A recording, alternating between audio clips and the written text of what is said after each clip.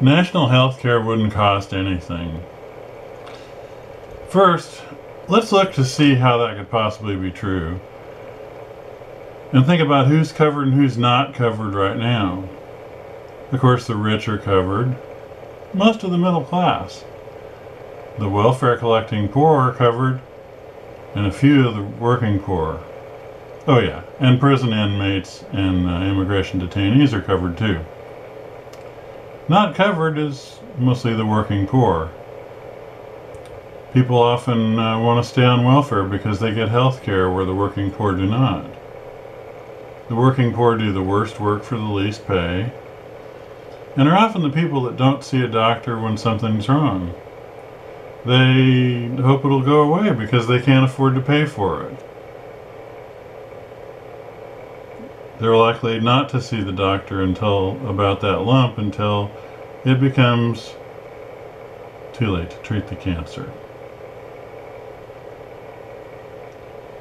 So then they get taken to the hospital. They run up a huge bill they would never be able to pay anyway, and die, leaving children who will be supported by public money until they drop out of high school and end up being supported by public money being in prison.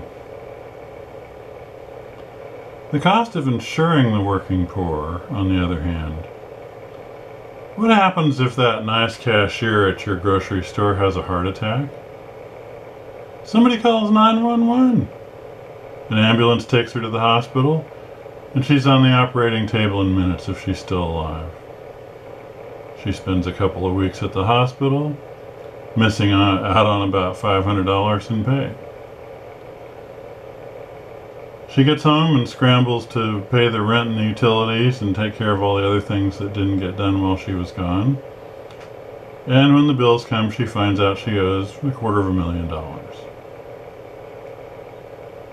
Lots of people who make a lot more money than she does spend a lot of time sending out bills and maybe send them to collections and so on. And of course that's just a bunch of extra added effort. Because she doesn't own anything that exceeds the state exemption list, none of that money will be collected. The healthcare providers will write it off. Thus we see that all the money is being spent anyway. In the current system, we also pay enormous profits for the insurance industry and force healthcare providers to have insurance specialists who may even outnumber the doctors and who fill out applications, make lots of phone calls, and push mountains of paper. If the federal government insured everyone, some of the higher income people would still buy their own, the same way that if I were a rock star, I'd have my own jet. Not fly on an airplane that might drag me down the aisle because they want the seat I paid for. There would be no public money spent on insurance profits or health insurance advertising. Doctors could continue to charge whatever they like, but the government might say that they couldn't contract for national health care if they charged more than $250 for a 10-minute office visit. With the money we save from the insurance company overhead,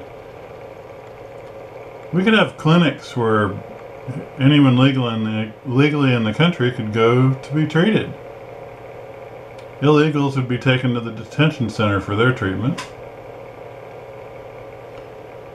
If you like, we could make people who could easily afford a doctor visit pay us back when they do their income tax.